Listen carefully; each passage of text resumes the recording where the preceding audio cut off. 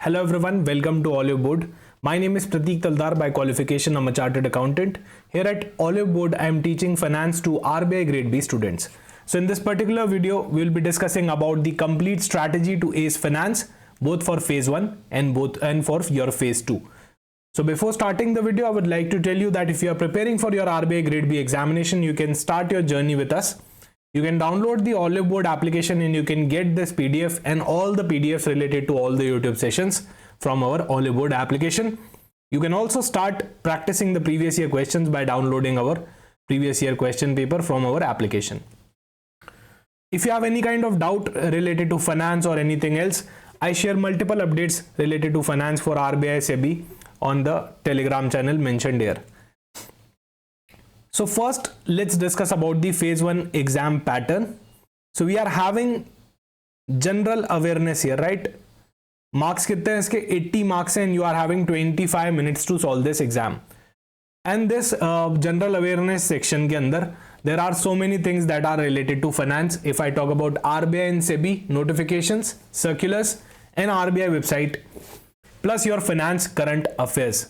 So anywhere around 18 to 20 marks will be from your RBI and SEBI notifications and RBI website. At the same time, you need to learn about finance current affairs.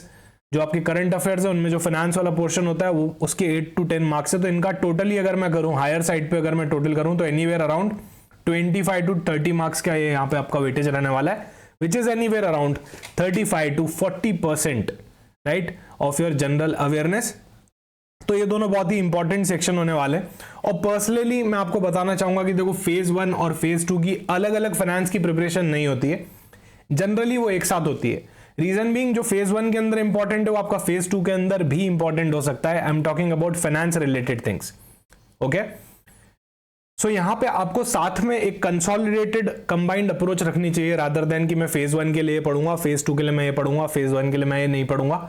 ऐसा मत करना, right? काफी सारी चीजें वहां से आ सकती है. नो डाउट फेज 2 का सिलेबस डिफाइंड है, आपके फेज 1 का सिलेबस नहीं डिफाइंड है. पर ये जो करंट अफेयर रिलेटेड चीजें होती है, आपके आरबीआई नोटिफिकेशंस हो गए, सेबी नोटिफिकेशंस हो गए, फाइनेंस करंट अफेयर्स हो गए, ये दोनों में से कहीं भी आ सकते हैं. ओके, सो इनकी एक कंबाइंड मैनर में हम यहाँ पे स्ट्रैटेजी डिस्कस करने वाले हैं कि आप इनको कैसे कवर करेंगे. और इसके अलावा इस एग्जामिनेशन के अंदर फेज 1 में भी फाइनेंस पूछा जा रहा है, आप देख सकते हो. फेज 2 में तो पूरा का पूरा फाइनेंस का सिलेबस है, साथ में करंट अफेयर्स भी है, राइट? ऐसे एग्जाम के अंदर आपको कंपाउंडिंग इफेक्ट मिल सकता है. कंपाउंडिंग इफेक्ट मतलब देखो जो आप फेज 1 के लिए पढ़ रहे हो वो आपका फेज 2 में भी काम आ रहा है, राइट? सो यहाँ पे नॉलेज आपका कंपाउंड हो रहा है. और फाइनेंस एक ऐसा सब्जेक्ट है जिसको अगर आप अच्छा से इंटरेस्ट लेके पढ़ोगे तो ये सिर्फ आपके एग्जाम ओरिएंटेड नहीं, लाइफ में भी हमेशा काम आने वाला है. ओके, क्योंकि फाइनेंस के सारे कॉन्सेप्ट जैसे कि टाइम वैल्यू ऑफ मनी हो गया, कंपाउंडिंग हो गया, है ना, और जितनी सारी आप न्यूज पढ़ोगे उसमें बहुत सारी फाइनेंस की, अकाउंटिंग की टर्मिनोलॉजी आएगी जो डेफिनेटली आपको सिर्फ ये एग्जाम क्रैक करने में नहीं, एज अ होल लाइफ के अंदर आपको फाइनेंशियली स्मार्ट डिसीजंस लेने के अंदर डेफिनेटली हेल्प करने वाली है. ठीक है, वापस डिस्कशन पे आता हूं. सबसे पहले देखो आरबीआई के नोटिफिकेशन हो गए, सेबी के नोटिफिकेशन अपडेट्स हो गए, आरबीआई की वेबसाइट पे बहुत सारी चीजें अपडेट हो गई, वो हो गई. उसके अलावा आपके फाइनेंस करंट अफेयर्स हो गए. ये आपको सबसे टॉप प्रायोरिटी पे हिट लिस्ट 1 पे रखना है. इसको आप इग्नोर नहीं कर सकते, नहीं तो आपका फेज 1 का बहुत ही बड़ा पोर्शन यहाँ पे चला जाएगा. फिर उसके बाद आपके रिपोर्ट्स आ गए, जनरल करंट अफेयर्स आ गए, स्कीम्स हो गई, ईएसआई रिलेटेड करंट अफेयर्स हो गए और स्टैटिक पोर्शन हो गया. ये वाला चीजें आती है जिसको आप इसके बाद अगली प्रेफरेंस देने वाले हो, राइट? तो देखो अगर आपको स्पेसिफिकली इनकी प्रिपरेशन करनी है, आरबीआई और सेबी नोटिफिकेशंस हो गए, आरबीआई की वेबसाइट हो गई, फाइनेंस करंट अफेयर्स हो गए, राइट? तो ये सब हम एक एमसीक्यू बैच के अंदर, जो कि आपका जीए का एमसीक्यू बैच है फॉर फेज 1, और यहाँ पे एक और बैच है फॉर फेज 1 एंड फेज 2. यहाँ पे आपका जीए, ईएसआई, एफएम रिलेटेड सारी चीजें कवर हो जाती है, राइट? अगर आपको फेज 1 के पर्सपेक्टिव से करना है तो आप ये वाला कोर्स देख सकते हो, दोनों के पर्सपेक्टिव से करना है तो ये वाला कोर्स भी अवेलेबल है दोनों के पर्सपेक्टिव से, राइट? तो यहाँ पे हम बहुत सारे एमसीक्यूज करवाते हैं आपको, आप देख सकते हो 2000 प्लस एमसीक्यूज यहाँ पे होने वाले हैं कंबाइंड सारे सब्जेक्ट्स के मिला के. So that's a very good amount of coverage, right, जो आप यहाँ पे कर सकते हो और इजीली इनके लिए प्रिपेयर कर सकते हो. ओके, अच्छा मैं आपको फ्री रिसोर्सेज भी बताने वाला हूँ डेफिनेटली. ऐसा नहीं है कि पूरा पेड रिसोर्स ही बताऊंगा, फ्री रिसोर्स आपको भी बताऊंगा, तो लास्ट तक बने रहिएगा वीडियो के. अभी देखो इसके अंदर एक रिपोर्ट्स का सेक्शन आ गया. रिपोर्ट्स का इस रिपोर्ट्स के अंदर भी फाइनेंस का कहीं ना कहीं पार्ट होता है। आप देख सकते हो ये सारी रिपोर्ट्स है, आरबीआई की एनुअल रिपोर्ट हो गई, फाइनेंशियल स्टेबिलिटी रिपोर्ट हो गई। अब बिना फाइनेंस के अंडरस्टैंडिंग के रिपोर्ट्स थोड़ी समझ में आएंगी, इनमें से ज्यादातर रिपोर्ट में फाइनेंस का अंडरस्टैंडिंग लगने वाला है, राइट। तो एटलीस्ट बेसिक्स ऑफ फाइनेंस आपको आने चाहिए। सो फाइनेंशियल स्टेबिलिटी रिपोर्ट आ गई, report on trend in progress आ गई, right, report on currency and finance, economic survey, union budget, world bank की डेवलपमेंट रिपोर्ट और आईएमएफ की वर्ल्ड इकोनॉमिक रिपोर्ट, ये सारी रिपोर्ट आ गई। तो इनको तो मैंने अभी तक उसमें जोड़ा ही नहीं है, बाकी इसके अंदर से भी आपका फाइनेंस का अलोकेबल पोर्शन हो सकता है जिसको मैं फाइनेंस में मैप कर सकता हूं, राइट, पर हम रिपोर्ट को यहाँ पे सेपरेट रख रहे हैं। ओके, सो ये जो बैच है यहाँ पे आपका एक्सक्लूसिव कवरेज हो जाता है हर चीज के बारे में। सो ये सारी आपकी रिपोर्ट्स हो गई। अच्छा, अगर फ्री रिसोर्सेज की बात करूं तो देखो, फाइनेंस करंट अफेयर्स को पढ़ने के लिए न्यूज़पेपर बहुत जरूरी है। एक अच्छा financial newspaper is very very essential. वहां से आपकी आधी से ज्यादा प्रॉब्लम्स सॉल्व हो जाती है। अगर एक फाइनेंस रिलेटेड न्यूज़पेपर पे आपका बहुत स्ट्रॉन्ग ग्रिप है, अगर आप रोज उसको बहुत अच्छे से इंटरेस्ट लेके पढ़ते हो, कोई टर्मिनोलॉजी आई आपको नहीं समझ में आई, right, let suppose CAR ratio आ गया, CRAR रेशो आ गया, या कोई भी टेक्निकल टर्मिनोलॉजी आ गई, वो आपको नहीं समझ में आई, तो क्या आप उसका रिसर्च कर रहे हो अपने लेवल पे? और मैं आपको बताना चाहूंगा न्यूज़पेपर का जो कवरेज है वो एक्सक्लूसिवली यहाँ लाइव मिंट का कवरेज किया जाता है। मंडे, वेंसडे और फ्राइडे को 8 AM का सेशन होता है मन्नत मैम का, वहां पे वो लाइव मिंट को कवर करती है। उसके अलावा मेरा फाइनेंस करंट अफेयर्स का सेशन होता है वीकली थर्सडे को 8 PM पे, राइट, थर्सडे 8 PM, और फ्राइडे को मैं उसके बेसिस पे MCQs भी करवा देता हूं आपको यूट्यूब पे, दैट्स कंप्लीटली फ्री, तो आप ये भी कर सकते हो। यहां पे आपका लाइव मिंट कवर हो गया, या राइट, यहाँ पे आपका लाइव मिंट कवर हो गया, और यहाँ पे आपका इकोनॉमिक टाइम्स में जनरली इकोनॉमिक टाइम्स की मेजर जो भी मुझे लगता है कि आपके एग्जाम से रिलेटेड अपडेट्स हैं वो मैं यहाँ पे कवर करता हूँ। तो यहाँ आपका आरबीआई से रिलेटेड न्यूज हो गई, आरबीआई वेबसाइट पे कोई भी अपडेट आया, या फिर इकोनॉमिक टाइम्स के अंदर कोई भी काम की चीज आई रिलेटेड टू फाइनेंस, तो मैं इस वाले सेशन में यहाँ पे कवर कर लेता हूँ। यहाँ न्यूज़पेपर का एक्सक्लूसिव कवरेज आपका आराम से हो सकता है, राइट, और फाइनेंस करंट अफेयर्स का कवरेज भी आपका इजीली हो सकता है, जो कि आपको 8 से 10 मार्क्स इजीली दिला सकता है। फिर पीआईबी की बात करूं तो यहाँ पे पीआईबी का भी यहाँ पे कवर्ड है। पायल मैम का रोज डेली सेशन होता है every Monday to Friday 7 PM, so you can watch this session as well for covering your PIB. Okay, ये तो हो गया देखो फेज 1 की बात। उसके अंदर जनरल अवेयरनेस का बड़ा वेटेज है, तो मैं डायरेक्टली फाइनेंस के स्टैटिक पोर्शन को फेज 1 से नहीं जोड़ सकता, पर डायनेमिक पोर्शन का बहुत ही बड़ा रोल यहाँ पे रहने वाला है, राइट। डायनेमिक मतलब जो चेंज होता रहता है, फाइनेंस करंट अफेयर्स हो गए, आरबीआई सर्कुलर्स हो गए, कोई भी न्यूज हो गई फाइनेंस से रिलेटेड, राइट, तो आप वहां पे आपका प्योरली डायनेमिक पोर्शन होता है। फेज 2 की अगर मैं बात करूं तो यहाँ पे आपका फाइनेंस एंड मैनेजमेंट करके पेपर आ गया। अब इसके अंदर से 50% वेटेज आपका क्लोज टू फाइनेंस में जाता है और 50% क्लोज टू मैनेजमेंट जाता है। जरूरी नहीं है कि इक्वल 50-50 हो, डिफरेंट भी हो सकता है, 19-20 हो सकता है। ओके, यहाँ आपका ऑब्जेक्टिव भी होता है, डिस्क्रिप्टिव भी होता है, दोनों में ही आपके current finance current affair related question ज्यादा आते हैं, आरबीआई सर्कुलर रिलेटेड ज्यादा आते हैं, राइट। तो सर स्टैटिक पोर्शन का क्या इतना इंपॉर्टेंट रोल नहीं है क्या? डेफिनेटली बहुत बड़ा रोल है, बट स्टैटिक पोर्शन इंपॉर्टेंट होने से ज्यादा डायनेमिक पोर्शन इंपॉर्टेंट है। हाउएवर डायनेमिक पोर्शन अच्छे से समझने के लिए स्टैटिक पोर्शन का साउंड नॉलेज होना जरूरी है, राइट। नहीं तो आप डिस्क्रिप्टिव में क्या लिखोगे बताओ, कितना डायनेमिक लिख लोगे, लिख लिख के अल्टीमेटली आपको स्टैटिक पे आना ही पड़ेगा। तो दोनों का यहाँ पे मैं इक्वल वेटेज देना चाहूंगा। भले ही एग्जाम में आपका डायनेमिक ज्यादा आ रहा हो, नो डाउट आपको डायनेमिक पे फोकस करना है, वो आपको फेज 1 में भी मार्क्स दिलाएगा, फेज 2 के अंदर भी मार्क्स दिलाएगा, पर फेज 2 के हिसाब से आपका स्टैटिक पोर्शन भी स्ट्रॉन्ग जोन के अंदर होना चाहिए। And finance is a very interesting subject. जो लोग नॉन फाइनेंस बैकग्राउंड से, मैं उनको बताना चाहूंगा, इट डजंट मैटर कि आप कौन से बैकग्राउंड से हो, ओके, इट डजंट मैटर। अगर आप पेड कोर्स ले रहे हो, किसी भी ऑर्गेनाइजेशन का पेड कोर्स ले रहे हो, इट डजंट मैटर। अगर आपका मेंटोर आपको फटाफट से कोर फाइनेंस की चीजें कवर करवा के लेवल अप करवा सकते हैं, तो डेफिनेटली आपके लिए यहाँ पे कोई बहुत टफ काम नहीं होने वाला है एफएम को टैकल करना। ये वो फाइनेंस नहीं है जो प्रोफेशनल्स पढ़ते हैं, जैसे कि सीए, सीएस और जो सीएफए लेवल का फाइनेंस नहीं है, ये आरबीआई लेवल का फाइनेंस है।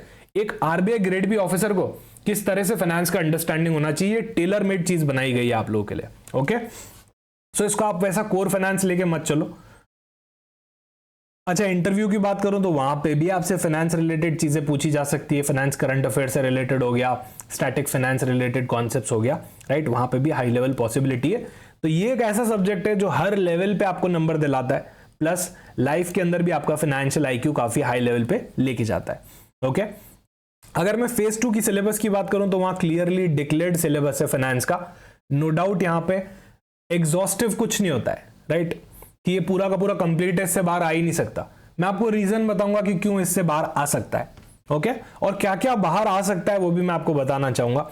तो आप देखो, सबसे पहले आपका जो फाइनेंस का सिलेबस है ना, 3 पोर्शन में डिवाइडेड है। सबसे पहला आपका आ गया फाइनेंशियल सिस्टम, दूसरा आ गया आपका फाइनेंशियल मार्केट, और तीसरा आ गया आपका जनरल टॉपिक्स। ओके, तीनों ही इंपॉर्टेंट है, फाइनेंशियल मार्केट्स बहुत इंपॉर्टेंट है, राइट, और इंडिविजुअल भी मैं आपको बताना चाहूंगा क्या क्या टॉपिक्स इंपॉर्टेंट है एंड ऑल। तो फाइनेंशियल सिस्टम में पहले एक आरबीआई ग्रेड बी ऑफिसर को ये बताया जाता है कि भाई पूरा स्ट्रक्चर क्या है बैंकिंग का, फाइनेंशियल इंस्टीट्यूशंस का। यार तुम बैंक को रेगुलेट करने वाले हो, राइट, आरबीआई सेंट्रल बैंक है, मनी मार्केट रेगुलेटर है, तुमको अगर स्ट्रक्चर ही नहीं पता होगा तो कैसे रेगुलेट करोगे, राइट। एनबीएफसी क्या होता है, बैंक्स कितने टाइप के होते हैं, पेमेंट बैंक्स क्या होते हैं, लोकल एरिया बैंक्स क्या होते हैं, नियो बैंक्स क्या होते हैं, बहुत सारे कॉन्सेप्ट, स्मॉल फाइनेंस बैंक्स क्या होते हैं, एआईएफआई क्या होते हैं, ऑल इंडिया फाइनेंशियल इंस्टीट्यूशंस। सो बहुत सारी चीजें हैं। एक आरबीआई ग्रेड बी ऑफिसर को सबसे पहले तो स्ट्रक्चर पता होना चाहिए कि बैंकिंग सिस्टम इन इंडिया कैसे वर्क करता है, हमारा पूरा फाइनेंशियल सिस्टम कैसे वर्क करता है। तो सबसे पहला टॉपिक आपको सिखाया जाता है structure and functions of financial institutions, functions of RBI. अब ये कोर थ्योरी टॉपिक है, कोर थ्योरी, राइट। जितना बढ़िया आपने एक बार कॉन्सेप्ट अच्छे से क्लियर कर लिया और मल्टीपल रिवीजन दे दिए, ये वहीं खत्म हो जाएगा। This is a highly scoring topic. Okay, फिर उसके बाद आपका structures and development in the banking system, financial institutions. मैं आपको एआईएफआई की बात कर रहा था ना, ये तीनों एआईएफआई होते हैं, सेडबी, एग्जिम, नाबार्ड, एनएचबी, नैफेड, ये सब क्या होते हैं, ऑल इंडिया फाइनेंशियल इंस्टीट्यूशंस होते हैं। सही है। फिर आपका recent developments in the global financial system, global financial system में क्या चल रहा है, उसका इंपैक्ट कैसे आ रहा है इंडियन फाइनेंशियल सिस्टम पे, right. Role of information technology in business and in banking and finance. तो देखो आईटी क्या क्या रोल प्ले कर रहा है, तो आईटी रिलेटेड टॉपिक्स के ऊपर आपको बहुत स्ट्रॉन्ग ग्रास्प होना चाहिए। देखो ये स्टैटिक पोर्शन है, आपको डायनेमिक खुद से करना पड़ेगा, और मैं फाइनेंस करंट अफेयर्स में आपको पूरा डायनेमिक पोर्शन यहाँ पे करवा ही रहा हूं। सो देखो यहाँ पे कुछ कुछ टॉपिक्स बहुत इंपॉर्टेंट हो सकते हैं, जैसे फिनटेक वाला टॉपिक हो गया, ठीक है। उसके बाद आपका ब्लॉकचेन वाला टॉपिक हो गया, राइट। अच्छा, एआई हो गया, बैंकिंग में बहुत बड़ा इंपैक्ट आने वाला है एआई का, वो हो गया। अच्छा, आरबीआई ने भी MuleHunter.ai निकाला था, अगर आपको याद हो तो, राइट, म्यूल अकाउंट्स को हटाने के लिए। तो मैं यहां पे आपको बताना चाह रहा हूं कि कैसे सोचते हैं। देखो, इंफॉर्मेशन टेक्नोलॉजी इन बैंकिंग और फाइनेंस, तो अभी एआई का सबसे बड़ा इंपैक्ट आया, ब्लॉकचेन टेक्नोलॉजी का बहुत बड़ा इंपैक्ट आया बैंकिंग में, ये आपके स्ट्रॉन्ग जोन होने चाहिए। वहां पे मैंने आपको एक एग्जांपल भी दे दिया कि अच्छा एआई रिलेटेड एग्जांपल एक MuleHunter.ai। तो आरबीआई खुद, आरबीआई इनोवेशन हब के जरिए ऐसे एआई रिलेटेड टेक्नोलॉजीज पे काफी काम कर रहा है। रेगुलेटरी सैंडबॉक्स हो गया, आरबीआई इनोवेशन हब हो गया, इन सब चीजों के बारे में आपको स्ट्रॉन्ग अंडरस्टैंडिंग होना चाहिए। ओके, एनबीएफसीज हो गया, नॉन बैंकिंग सिस्टम, अभी आपको पता होना चाहिए इसके अंदर रिस्क वेट वाला न्यूज, रिस्क वेट का रिवीजन कर दिया गया था, राइट। पहले रिस्क वेट्स को बढ़ा दिया गया था, अब जिन लोगों को रिस्क वेट का आइडिया नहीं है, CRAR रेशो का नहीं आइडिया, उनको एकदम नहीं समझ में आएगा। इसलिए स्टैटिक जरूरी है before understanding the dynamic. Static आपका बेस बनता है, डायनामिक ऊपर की पूरी बिल्डिंग बनाता है, राइट। तो सबसे पहले आरबीआई ने क्या किया था, एनबीएफसीज को लेंडिंग रोकने के लिए, कम करने के लिए थोड़ा रिस्क वेट बढ़ा दिया था कि अगर बैंक लोन दे रहा है एनबीएफसी को तो रिस्क वेट बढ़ा दो, राइट। फिर उसके बाद उनको लगा यार लिक्विडिटी इश्यू आ रहा है तो वापस कम कर दिया। So these kind of dynamic things you should be very well aware of. फिर आता है आपका developments and digital payments, central bank digital currency, बहुत अच्छा अंडरस्टैंडिंग होना चाहिए। ये ब्लॉकचेन टेक्नोलॉजी पे बेस्ड है, देखो दोनों मिक्स में आ गए, राइट। दोनों टॉपिक यहाँ पे आपके मिक्स हो गए। सीबीडीसी, आरबीआई ऑफिसर्स को कुछ अलाउंसेस रीइंबर्स सीबीडीसी में होने वाले हैं, आपको पता होना चाहिए, राइट। अच्छा, एक्सिस बैंक ने कुछ पार्टनरशिप करी थी, कुछ याद आ रहा हो तो, अगर फाइनेंस करंट अफेयर्स आप पढ़ रहे हो तो, राइट, फ्रीक्वेंटली। तो ऐसी ऐसी चीजें आपको बहुत अच्छे से पता होनी चाहिए। एआईएफआई के अंदर क्या चल रहा, तो देखो कुछ टाइम पहले आरबीआई का सर्कुलर आया था कि नैफेड भी एक एआईएफआई, तो उनको भी क्रेडिट डिफॉल्ट स्वैप हो गया, रेपो ट्रांजैक्शंस हो गए, इन सब के अंदर पार्टिसिपेशन अलाउड है। इस तरह से हमको पढ़ाई करनी है। पहले पता होना चाहिए नैफेड के फंक्शंस। अब नैफेड के फंक्शन जरूरी नहीं है कि एग्जाम में आ ही जाएंगे, उससे रिलेटेड रीसेंट अपडेट्स क्या है, राइट, सबसे रिलेटेड सिडबी हो गया, एग्जिम हो गया, नाबार्ड हो गया, एनएचबी हो गया, नैफेड हो गया। ये तो हुआ स्टैटिक पोर्शन कि आपको इनके फंक्शंस पता है, ऑर्गेनाइजेशन क्या करती है, इंपॉर्टेंट है। अभी क्या कर रही है, क्या चल रहा है मार्केट में, ज्यादा इंपॉर्टेंट है, राइट। दोनों चीजों का कॉम्बिनेशन होना चाहिए, एक स्ट्रॉन्ग कॉम्बिनेशन होना चाहिए, वही आपको एग्जाम यहां पे क्लियर करवाने वाला है। फाइनेंशियल मार्केट्स, प्राइमरी मार्केट कैसे ऑपरेट करते हैं, सेकेंडरी मार्केट कैसे ऑपरेट करते हैं, आप सभी जानते हो। आईपीओ मार्केट का वेव आया था अभी रिसेंटली, उसके अंदर से भी एसएमई आईपीओ रिलेटेड काफी सारी चीजें आई थी। अच्छा, यहां पे इबिटा, राइट, एक इबिटा का लिमिट डाला था, आई थिंक 1 करोड़ का लिमिट डाला था। आपका इबिटा मार्जिन 1 करोड़ होना चाहिए पिछले 2 साल में, पिछले 3 सालों में से 2 साल में आपका इबिटा मार्जिन 1 करोड़ होना चाहिए, तभी आपको एसएमई आईपीओ को लिस्टिंग के लिए लाया जाएगा। तो ऐसी ऐसी चीजें आई थी। अभी सेबी का अपडेट है, सर आरबीआई का हम क्या करें। अरे यार, तुम आरबीआई के अंदर जाने वाले हो, तुमको फाइनेंशियल मार्केट्स का आइडिया नहीं होना चाहिए, प्राइमरी मार्केट कैसे चल रहा है, सेकेंडरी मार्केट कैसे चल रहा है, और सिर्फ चल रहा है नहीं, अभी क्या चल रहा है, how it operates is good, that's a static portion, उसके फंक्शंस क्या हैं, आईपीओ क्या होता है and all, that's good. Recent क्या अपडेट आया है वो भी आपको पता होना चाहिए, है ना, इसीलिए इक्वल वेटेज मैं यहाँ पे देना चाह रहा हूं। सो एसएमई आईपीओ रिलेटेड चीजें आपको पता होना चाहिए, मेन बोर्ड क्या होता है वो आपको पता होना चाहिए। सेकेंडरी मार्केट में आपका फॉरेक्स हो गया, इससे रिलेटेड न्यूज हो गई, राइट।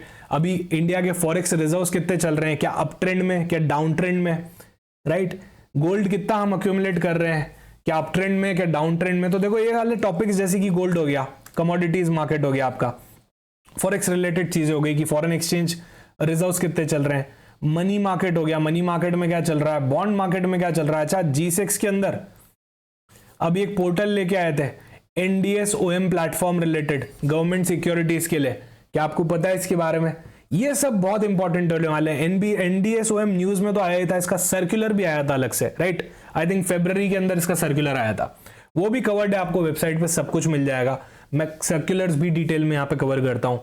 सर्कुलर से रिलेटेड भी एक MCQ बैच है जिसको आप प्रेफर कर सकते हो, और अगर आपको फ्री रिसोर्स चाहिए तो यूट्यूब चैनल तो है ही, यहाँ पे डिटेल में सर्कुलर्स को डिस्कस किया जाता है। अभी तक 3 पार्ट्स आ चुके हैं अप्रैल 2025 के, बचे हुए 1-2 पार्ट भी बहुत ही जल्दी आने वाले, राइट। सो ये सारी चीजों का अंडरस्टैंडिंग हमको बहुत ही जबरदस्त होना चाहिए, not just static but dynamic as well. उसके बाद जनरल टॉपिक्स के अंदर आपका फाइनेंशियल रिस्क मैनेजमेंट हो गया। अब RBI grade B officer banks को मैनेज कर रहे हैं, यहाँ पे आरबीआई बैंक्स को मैनेज कर रहे हैं, सुपरवाइज कर रहे हैं, रेगुलेट कर रहे हैं। आपको नहीं लगता बैंक का बिजनेस एक रिस्की बिजनेस है, आप पैसा कहीं और से ले रहे हो, किसी और को दे रहे हो, there is a risk involved. So उसको रिस्क मैनेज कैसे किया जाए, ये एक आरबीआई ऑफिसर को बहुत अच्छा अंडरस्टैंडिंग होना चाहिए, उसकी क्या क्या प्रैक्टिसेस होती है and all. Basics of derivative बहुत important topic, both from static plus dynamic plus descriptive point of view. SEBI ने बहुत चेंजेस किए थे डेरिवेटिव्स मार्केट के रूल्स एंड रेगुलेशंस के अंदर, ये आपको ब्रॉड चीजें पता होनी चाहिए। Global financial markets, international banking, क्या ब्रॉड ट्रेंड्स चल रहे हैं, डेवलपमेंट्स चल रहे हैं। फाइनेंशियल इंक्लूजन का भी एक इंडेक्स होता है, अगर आपको ध्यान हो तो उस इंडेक्स का रीसेंट डेटा क्या है मुझे कमेंट सेक्शन में जरूर बताना कि फाइनेंशियल इंक्लूजन इंडेक्स अभी कितना चल रहा है, लास्ट कौन से महीने का डेटा है। तो ये सारी चीजें मैं आपको पॉइंट आउट कर रहा हूं कि ये इंपॉर्टेंट है, जो आपको पता होनी चाहिए, है ना। ऑल्टरनेटिव सोर्स ऑफ फाइनेंस हो गया, पब्लिक प्राइवेट पार्टनरशिप हो गई, right, private and social benefit हो गया, कॉस्ट बेनिफिट हो गया, कॉर्पोरेट गवर्नेंस इन बैंकिंग बहुत ही important, right, IndusInd bank, right, ब्लू स्मार्ट,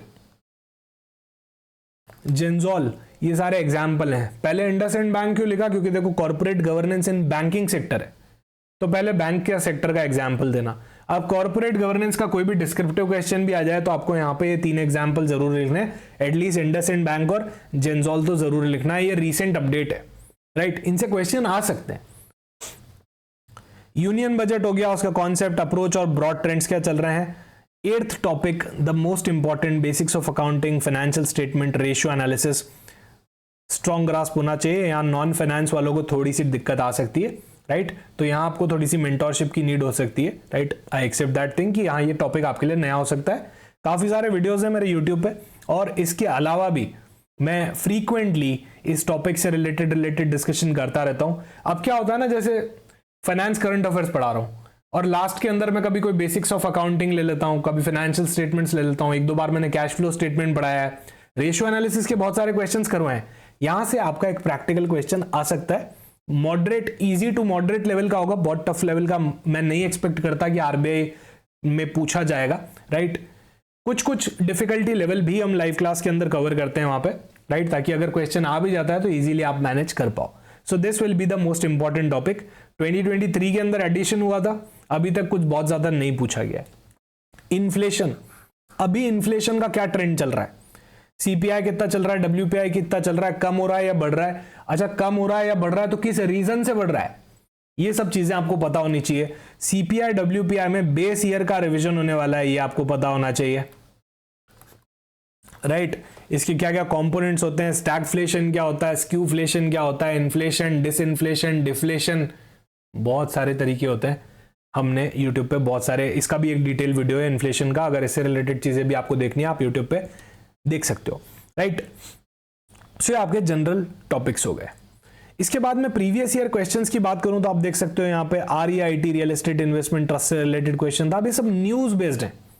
मिनिमम असेट वैल्यू, तो आप देखोगे कि एक तो नंबर बेस्ड चीजें, लिमिट बेस्ड चीजें ज्यादा आती है, limit based plus concept based, ये चीजें ज्यादा आती है, राइट। तो यहां पे टेंशन लेने की जरूरत नहीं है कि सर हम आरबीआई सर्कुलर कैसे करेंगे, सेबी सर्कुलर कैसे करेंगे, लिमिट्स पे ध्यान दो। सर्कुलर बहुत बड़े होते हैं, आप एक एक लाइन नहीं पढ़ सकते।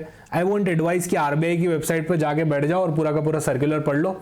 यस, मैं उन लोगों को कहूंगा जिनने काफी टाइम से ट्यूशंस चालू कर दी थी या सेल्फ पढ़ना चालू कर दिया था, अभी they are way ahead of their competitors. वो अगर चाहें तो इंपॉर्टेंट सर्कुलर्स का रॉ फॉर्मेट भी जाके आरबीआई की वेबसाइट पे पढ़ सकते हो। अगर आपकी प्रिपरेशन आपको लगता है बहुत अच्छी नहीं है, एवरेज लेवल की है, तो फिर आप यहाँ पे मेंटोरशिप ले लो और यूट्यूब पे डेफिनेटली फ्री वीडियोस अवेलेबल है ही, तो आप वहाँ पे आरबीआई की भी देख सकते हो, राइट। और सेबी रिलेटेड भी हम काफी सारी न्यूज यहाँ पे कवर करते ही हैं। तो लिमिट बेस्ड हो गया, कॉन्सेप्ट बेस्ड हो गया। आप देखो ये वाला डेट सिक्योरिटीज रिलेटेड है, राइट। तो इससे भी रिलेटेड न्यूज थी कि उसकी लिस्टिंग टाइमलाइन कम कर दी थी, T+3 कर दी थी T+6 से। ये चीजें अब फाइनेंस करंट अफेयर्स के अंदर ही आती है, अब भले ही सेबी रिलेटेड हो, आरबीआई रिलेटेड हो, डजंट मैटर, ओके। फिर ये देखो, आप एक स्मॉल फाइनेंस बैंक रिलेटेड आपसे एक पैरा बेस्ड क्वेश्चन पूछ लिया गया था, वहां से काफी सारे क्वेश्चन आए, right. Medium of blocking funds के लिए पूछ लिया था, debt securities for retailer traders. तो ऐसे ऐसे क्वेश्चन आते हैं। आप देखोगे आप यहाँ पे लिमिट बेस्ड ज्यादा क्वेश्चन है। What is the limit of blocking funds for investing in debt securities, जहां भी लिमिट आएगी वहां आपको थोड़ा सा ध्यान रखना है। डेट रिलेटेड चीजों पे भी ध्यान रखना है। कोई इंपॉर्टेंट सर्कुलर है तो उसकी डेट भी आपको ध्यान में होनी चाहिए, राइट। उसके बाद अगर मैं आपको डिस्क्रिप्टिव क्वेश्चन की बात बताऊं तो देखो, ये डेरिवेटिव से रिलेटेड एक क्वेश्चन आया कि इसके मार्केट पार्टिसिपेंट्स क्या होते हैं एंड ऑल, राइट। उसके बाद ये मैनेजमेंट के कुछ क्वेश्चंस हैं। 81 बॉन्ड्स पे क्वेश्चन आया है। Difference between growth investing and value investing, अब ये इकोनॉमिक टाइम्स का एक आर्टिकल था, एडिटोरियल था, वहां से आ गया था, राइट। इसीलिए एक न्यूज़पेपर बहुत जरूरी होता है। और यहां तो यार एक नहीं दो न्यूज़पेपर आपके कवर हो रहे हैं, लाइव मिंट भी कवर हो रहा है और इकोनॉमिक टाइम्स भी कवर हो रहा है, राइट। तो ये बहुत ही एक पावरफुल कॉम्बिनेशन आप लोगों के लिए बन जाएगा कि ये सारी चीजें आपको आती हैं। अब डेरिवेटिव रिलेटेड काफी सारे रूल्स एंड रेगुलेशंस आ रहे थे, तो देखो 2024 में उसका क्वेश्चन आया, राइट। ये आपका फाइनेंस करंट अफेयर्स हो गया। तो डिस्क्रिप्टिव में भी आपको फाइनेंस करंट अफेयर्स काम आने वाले हैं, राइट। लेट सपोज डेरिवेटिव्स की बात चल रही है तो मैं इससे रिलेटेड कुछ रूल्स एंड रेगुलेशंस यहां कोट कर सकता हूं। अगर मुझे फाइनेंस करंट अफेयर्स मेरा स्ट्रांग है, मुझे पता है कि अपडेट आया, तो मैं I can mention it, right. Difference between value and growth investing, तो I can mention it, okay.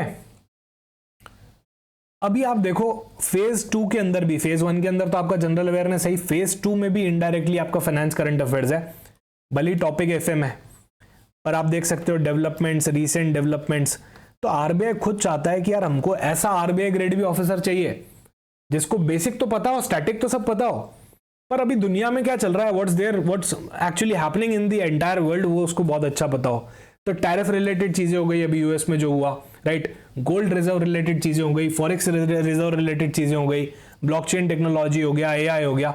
ये आपके लिए बहुत इंपॉर्टेंट टॉपिक्स होने वाले हैं। क्लासेस के अंदर मैंने सारे कवर किए, काफी सारी चीजें यूट्यूब सेशन के अंदर भी कवर्ड आपको मिलेगी। देखो आपके सिलेबस में रेफरेंस मटेरियल भी गिवन है, अभी यहाँ पे काफ़ी सारी बुक्स भी गिवन है। मैं पर्सनली प्रेफर नहीं करता, काफ़ी सारे स्टूडेंट्स पूछते हैं कि सर कौन सी बुक रेफर करूँ, है ना। तो मैंने काफ़ी बार देखा है कि यार स्टूडेंट्स को गाइड कर दिया जाता है कि आप अकाउंटिंग के लिए एनसीईआरटी पढ़ लो 11th की या 12th की। वो प्रैक्टिकली पॉसिबल नहीं है। एक आरबीआई ग्रेड बी ऑफिसर को 11th-12th की अकाउंटिंग पढ़ने की नीड नहीं है। उनको उतना ही जानना चाहिए जितना उनके एग्जाम के लिए रेलेवेंट हो, जितना उनके रोज डे टू डे ऑपरेशंस के लिए रेलेवेंट हो जब वो जॉब में चले जाएं, राइट। और उन सब की भी आपको बाद में ट्रेनिंग दी जाएगी। तो अभी फिलहाल आई स्ट्रिक्टली एडवाइस की टू द पॉइंट पढ़ना चाहिए, एग्जाम ओरिएंटेड। अभी एनसीईआरटी 11th-12th में एक साल 2 साल की बुक्स है। मुझे कोई सेंस नहीं लगता कि मैं किसी को एडवाइस करूं कि आप बेसिक्स ऑफ अकाउंटिंग उससे पढ़ लो। पहले उनको समझ में ही नहीं आएगा। 50-50 पेजेस के चैप्टर्स मिलेंगे, अलग अलग क्वेश्चंस मिलेंगे, क्या छोड़ना है उनको पता ही नहीं क्या छोड़ना है, वो तो सब पढ़ते जाएंगे, राइट। कौन सा बेसिक ज्यादा इंपॉर्टेंट है वो नहीं पता उन लोगों को। So that's a completely separate thing कि एनसीईआरटी है वो कभी मत पढ़ो आप, राइट। अगर आपको बिल्कुल इसमें कॉन्फिडेंस नहीं आ रहा तो आप मेंटोरशिप लो या फिर फ्री रिसोर्सेज पे जाओ। That's a better thing rather than going to the NCERT। NCERT आपका मेजर टाइम कंज्यूम कर लेगी। वो 11th-12th कॉमर्स वाले के पास होने के लिए बनी है, आरबीआई एग्जाम पास होने के लिए नहीं बनी है। वैसे ही बहुत सारी दूसरी बुक्स भी आती है। अब एक्चुअली क्या होता है, देखो कोई भी इंस्टीट्यूट होता है तो ऑलरेडी आपको समराइज करके दे रहा है चीजें, right. So why to waste that time reading 100 of pages इतनी मोटी मोटी बुक्स के, राइट। वहां पे आप मॉक टेस्ट ज्यादा लगाना चालू कर दो, मॉक टेस्ट के अंदर ज्यादा प्रेफरेंस देनी चालू कर दो, फाइनेंस करंट अफेयर्स को ज्यादा रिवाइज करो, सर्कुलर्स को ज्यादा रिवाइज करो, rather than going into too much static stuff, that too from the मोटी मोटी books that won't add value, right. बहुत ज्यादा वैल्यू ऐड नहीं कर पाएगी। मेजर फाइनेंशियल न्यूज़पेपर, देखो आरबीआई खुद बोल रहा है यार मेजर फाइनेंशियल न्यूज़पेपर, और हम यहाँ पे लाइव मिंट और इकोनॉमिक टाइम्स, ये आपके दो चीजें बहुत ही कॉम्प्रिहेंसिव कवरेज कर रहे हैं, ओके। फिर ये रिपोर्ट्स की आपकी चीजें लिखी हुई है, राइट। अब देखो यहाँ पे आरबीआई वेबसाइट भी लिखा हुआ है, तो material source from RBI website, तो आपका सर्कुलर्स हो गया, अलग अलग नोटिफिकेशंस हो गए, न्यूज हो गए, प्लस इसके साथ में यहाँ पे जोड़ना चाहूंगा SEBI important updates plus circulars. तो सेबी की इंपॉर्टेंट अपडेट्स और सर्कुलर भी आपको पता होने चाहिए, राइट। वो आपके फाइनेंशियल मार्केट्स का बहुत बड़ा पोर्शन बनने वाला है ना। कैपिटल मार्केट रेगुलेटर कौन है इंडिया में? सेबी है। तो वहां पे लिखा हुआ है कि आपको अपडेट्स पढ़ने, financial markets, capital market update से रिलेटेड, तो ये आपको पढ़ने पड़ेंगे, that too in a crisp manner. नहीं कि ऐसा नहीं कि आप सेबी की वेबसाइट खोल के एक सर्कुलर पढ़ने बैठ गए, वो बहुत डिफिकल्ट हो जाएगा। देखो अच्छा अप्रोच है पर उतना टाइम नहीं मिलता, राइट। सो प्रैक्टिकल नहीं है। अच्छा अप्रोच अच्छा है पर प्रैक्टिकल नहीं है, तो आपको यहाँ पे टाइम मैनेजमेंट पे बहुत ध्यान देना है। There are a lot of things to be covered, we need to cover everything in a crisp manner, right. And that's what we do in the course as well as on the free YouTube videos. आप कोई भी video देखोगे किसी भी चीज को stretch नहीं किया गया, राइट। अच्छा पूरे मंथली कंपाइलेशन आते हैं, अभी अप्रैल 2025 के अंदर जो भी करंट अफेयर्स आए फाइनेंस के, उसको 1 घंटे से 1 घंटे 10 मिनट के वीडियो के अंदर पूरा कवर किया गया, राइट। तो ऐसे आपको 6 महीने के अगर देखना है तो 6-7-8 वीडियो के अंदर खत्म हो जाएगा। ऐसा नहीं कि आपको पूरे 5-5 घंटे तक वो खींच के बैठ गया, ऐसा नहीं होना चाहिए, right. That's not the right way. So जिनको वीकली करना है उनके लिए वीकली लाइव सेशंस आते हैं, आप दोनों कीजिए, वीकली भी करो, उससे आपका ऑटोमेटिकली हो रहा है ना, वीकली आपका कॉन्सेप्ट बिल्ड हो रहा है और मंथली आपका रिविजन हो रहा है ना। सो ये सारी चीजें आपको करनी चाहिए। जो मैं करंट अफेयर्स की बात कर रहा था, हम every Thursday, every Friday, every Thursday को मैं डिस्कस करता हूं आपके फाइनेंस करंट अफेयर्स। फिर वो डिस्कस करते ही मैं डिस्कस करता हूं उनके ऊपर एमसीक्यूज किस तरह से आ सकते हैं एग्जामिनेशन में। तो medium to higher level difficulty level रहता है, कुछ कुछ इजी भी होते हैं, जैसा एग्जाम का पैटर्न रहता है वैसे ही होते हैं, राइट। अब क्योंकि कितने लोगों के पास टाइम नहीं होता, कुछ लोग लेट जागते हैं थोड़ा कि सर हम तो ऑलरेडी, हमको नहीं आइडिया है, अभी तो हमारे को सब कुछ पढ़ना है। सो उनके लिए क्या होता है, यहाँ पे मंथली कंपाइलेशन बनता है, और ये मंथली कंपाइलेशन दूसरे लोगों के लिए भी बनता है जिनको क्विक रिवीजन करना होता है। तो आप यहाँ देख सकते हो 1 घंटे 7 मिनट में पूरे ही अप्रैल के फाइनेंस करंट अफेयर्स आपको अवेलेबल है।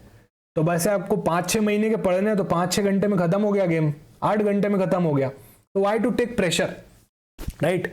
अभी जाओ ऑलिव बोर्ड की यूट्यूब चैनल पे, वहीं से आप अपने अप्रैल का हो गया, फरवरी का हो गया, मार्च का हो गया, 1-1 घंटे का वीडियो देख के खत्म कर दो, राइट। और बाकी के आप एमसीक्यूज वीडियो देख लो। राइट। आगे आने वाले टाइम में आप वीकली भी देख लो और तीनों चीजें देख लो, एमसीक्यू भी कर लो और कंपाइलेशन भी कर लो, तो बैकलॉग आए ही कैसे? अब मेरे को लोग बोलते हैं कि बैकलॉग आ रहा है, अरे आप कंपाइलेशन वीडियो देख लो, राइट। क्लासेस में आगे फटाफट रिवीजन कर लो इन चीजों का एमसीक्यू बेस्ड अप्रोच में। सो बैकलॉग अब नहीं आना चाहिए, आए तो हम उसके स्मार्ट वेज हैं डील करने के, जिनको हम आराम से यहाँ पे कंप्लीट कर सकते हैं। आरबीआई सर्कुलर प्रॉब्लम्स है सर, देखो आरबीआई सर्कुलर्स के मल्टीपल पार्ट्स आ रहे हैं and these are not just RBI circulars, इसके अंदर मैं एमसीक्यूज भी ले रहा हूं कि किस तरह के एमसीक्यूज आपके एग्जाम में आ सकते हैं, तो वो भी आप यहां से इजीली कवर कर सकते हो। ये कुछ फाइनेंस के इंपॉर्टेंट टॉपिक्स है जिन पे आपको ज्यादा फोकस करना है। मैं ऐसा बिल्कुल नहीं कह रहा कि एग्जाम में यही आने वाले हैं, मैं ऐसा कह रहा हूं कि इनके ऊपर आपको और ज्यादा ध्यान रखना है, क्योंकि या तो ये रिसेंट अपडेट्स हैं आपके सिलेबस में या फिर ये फाइनेंस रिलेटेड वर्ल्ड के अंदर रिसेंट अपडेट्स हैं। ओके, तो ये चीजों का आपको ज्यादा यहाँ पे ध्यान रखना चाहिए और डेफिनेटली ये वाली स्ट्रैटेजी आपको एग्जाम के अंदर बहुत काम आने वाली है और तीनों ही जगह काम आने वाली है, phase 1, phase 2, phase 3, right. Video पसंद आ गया हो तो लाइक कर देना, कमेंट कर देना, शेयर कर देना, राइट। मिलते हैं किसी और वीडियो में, थैंक यू सो मच। कोई भी डाउट हो तो आप डेफिनेटली कमेंट सेक्शन में लिख सकते हो यहाँ पे, और मुझे टेलीग्राम पे भी लिख सकते हो। Okay guys, thank you so much, bye bye, take care.